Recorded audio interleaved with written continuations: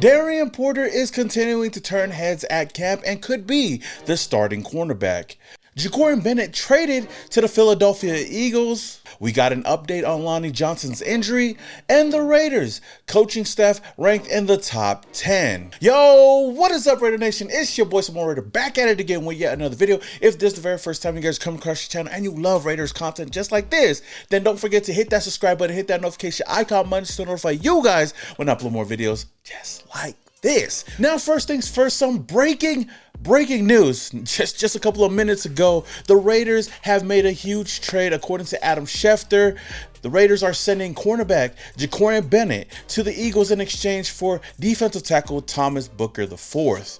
Now, Thomas Booker has played 179 snaps last year for the Eagles, posting 18 tackles, 2 tackles for loss, 1 sack, and a pass breakup, adding 10 stops, 3 pressures, and a 5.9% win rate.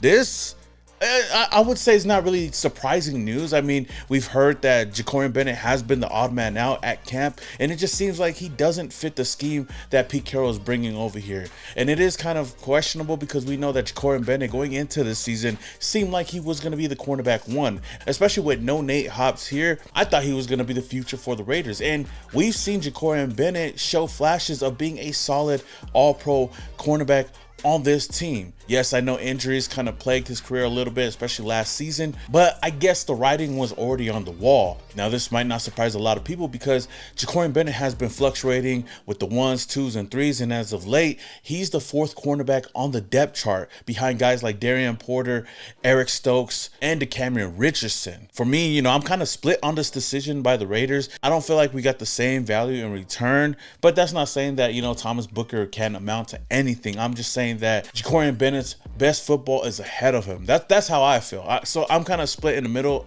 with this decision. I do feel like Jakorian Bennett is a really good fit for the Philadelphia Eagles, and he might actually go over there and be a star. Who knows? Then again, we thought that Nnamdi Asomugha would have been a star over there anyways, but that's besides the point. Now, as far as Booker, he seems to be a solid depth piece to add to the defensive tackle position.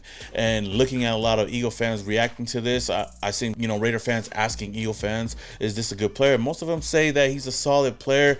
They just had too many defensive tackles, which they do, and they had a huge need at cornerback, which that's what we gave them, and we did have a need at the defensive tackle position. I know we already have some solid players here with Adam Butler, Jonah Laulu, Tyree Wilson, and the list goes on, but it's good to add more depth to the position of need, especially with Christian Wilkins gone. Again, when you're looking at Thomas Booker IV, he's still young with a lot of upside, you know, 25 years old. He's a rotational depth piece at best. I think right now, I feel like it's a low risk, high reward type of move for the Raiders, and I feel like John Spytek and this team is just betting on him to come over here and be a staple on the defensive line, but I'm not really expecting much out of this. It adds another camp body to the defensive line, so I can't really be mad at this. Honestly, I'll just have to wait and see if this pans out. You know, we never know. You never know if Thomas Booker comes over here, becomes the next star. I mean, I'm not expecting it, but if he can just help this team out in any way possible moving forward, especially if we were going to use Jakorian Bennett at all and he was going to be just stashed away on the depth chart, I guess this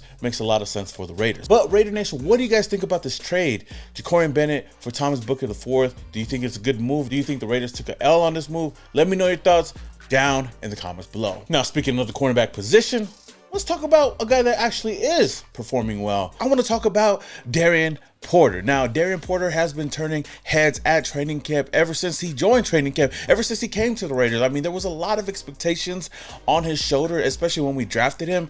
I came out and said that he seems like he is the prototypical Pete Carroll pick, especially at the cornerback position. And just to see him go out there and continue to prove himself is a really good sign and makes me a little bit more excited to see him once preseason does come around.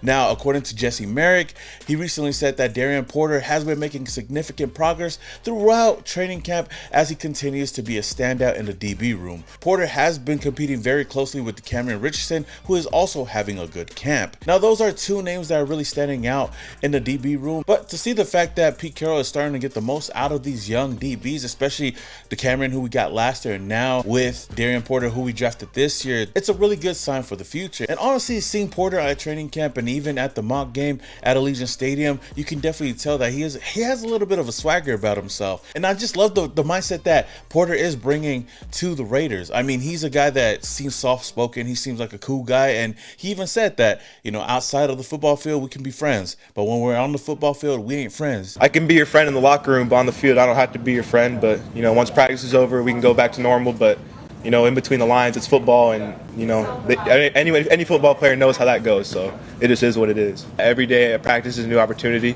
you know, regardless of how the last one went.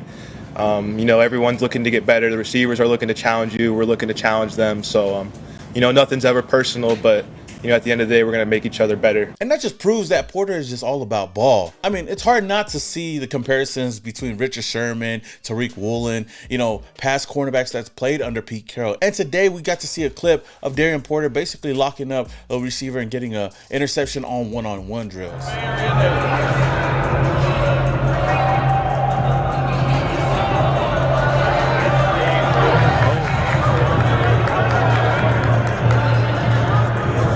So that being said, though, I'm really excited to see what Darien Porter does provide for this defense, especially in the cornerback room that I've constantly said that is really thin at the position. Yes, we have Jakorian Bennett. Yes, we have Eric Stokes who came over here. And now that we lost Lonnie Johnson, it's going to be up to a lot of these young players to step up and show out. But so far, we've been hearing nothing but great things about Darien Porter at training camp. Now, speaking of training camp, this week is game week. We got our very first preseason game on Thursday against the Seattle Seahawks. Ironically, Pete Carroll's old team, but I don't know, it just kind of feels surreal right now that we're getting right back into the thick of things. We got football right around the corner, but today the team got to practice inside the facility, and there's a couple of notes that I took from, you know, social media. Shout out to all the media personnel that were there, the people that got to, you know, kind of open up things for the rest of us Raider fans and content creators. Now, the first thing that stood out, shout out to Vinny B, is the fact that JPJ looks like he's going to be starting at right guard. Now, we know that there's been a competition between him and Jordan Meredith for the past couple of days. And as of right now, it seems like Jordan Meredith has a slight edge right now. Vinny B tweeted out saying that Jackson Powers Johnson gets the nod as starting right guard at Raiders camp. It's the second straight practice he's gotten the starting nod.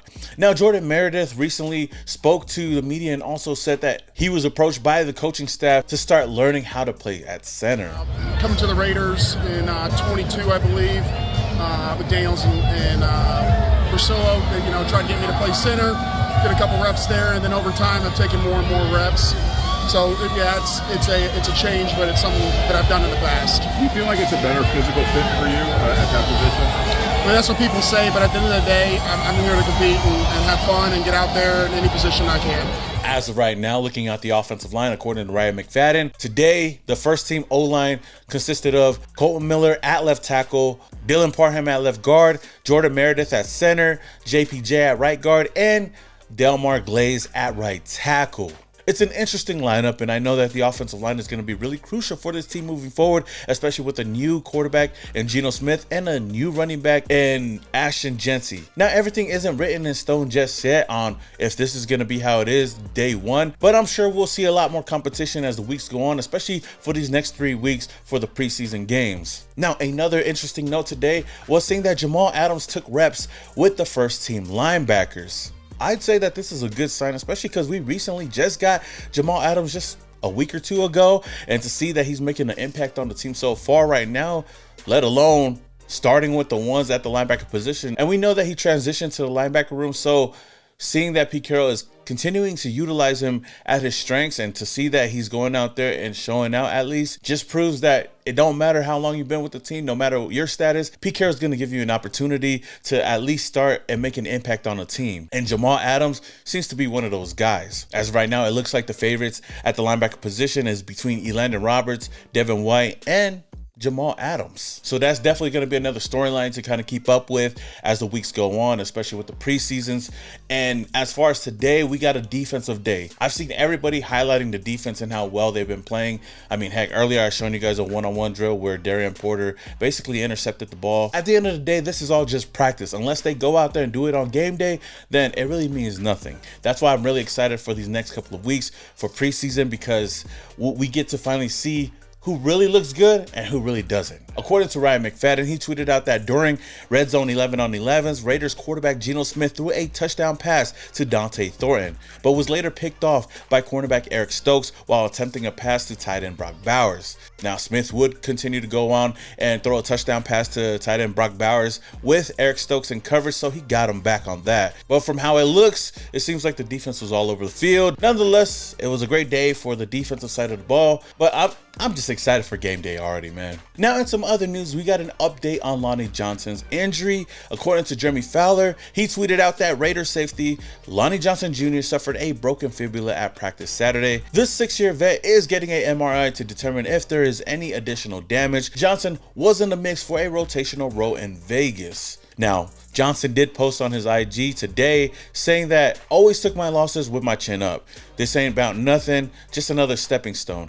God makes no mistakes. I know he has a reason for his doing. It was already written. It was already a part of the plan. I'm not down at all, my head high, and I'm gonna get to this work like I've always have, leaning on my support system and coming back with the same mindset, job not finished. Now, nothing but love, support, and prayers out to Lonnie Johnson and his family, man. Again, it does suck that this had to happen right before preseason, but I hope he has a speedy recovery and everything goes right and we can see him in the silver and black really soon. That being said, though, according to Sean Reed, it seems like Chris Smith has taken over the third safety position on the depth chart. Now with Lonnie Johnson going down, of course, we got Jeremy Chin, Isaiah pull him out, but Chris Smith looks like a guy that's going to be stepping up. And when I was actually over there at Allegiant Stadium, I didn't really bring this up, but Chris Smith was one guy that was really physical with a lot of the offensive players. Every single play, he was over there and shoving the offensive players and just showing that knack of competitiveness. Now, the last thing I want to talk about is ESPN's top ranked coaching staffs in the NFL, and they actually had some love for the Raiders, ranking the Raiders coaching staff at 9th overall in the top 10. Now, last year we were ranked dead last at number 32, and it definitely showed because last year seemed like they didn't have anything going for themselves. Now with Pete Carroll, Patrick Graham, and Chip Kelly, it seems like we got the right coaching staff moving forward. Honestly, I just hope it amounts to wins. Their reasoning for this is it required an unspeakable amount of personal control to not put the Raiders in the top 5. There are a few coaches that I have more faith in than Carroll, who constantly does the following: gets great performances out of his rookies, prepares backups well, and adjusts his defensive scheming to the players available, protecting them from their faults. There are a few better coaches in the NFL and football, but his scheming has become underappreciated. Now, they do bring up a lot of good points because seeing what Pete Carroll has done for the Seattle Seahawks when he did go over there initially, and now seeing what he's doing with the Raiders and seeing all the moves that he's been making, whether in the draft and free agency and even with his coaching staff, you can definitely tell that we're building something special here. And I know I've continued to say that this year seems a little bit different, and I know as a Raider fan it seems cliche, sounds like a broken record, but I honestly feel like it is. Then when you look at the players that we brought in, there's a lot of guys over here, a lot of veteran players that are coming over here for a second chance to prove that they can still get the job done. You got guys like Devin White, Elandon Roberts, you got Jamal Adams, who was literally out in the open market, came over here, and instead of putting him at safety, making him a linebacker, putting him in a position that he knows he can succeed in. And that's something that you love to see out of a head coach. I know my expectations this year is no more than 9 wins, but I can see this team being really competitive this year and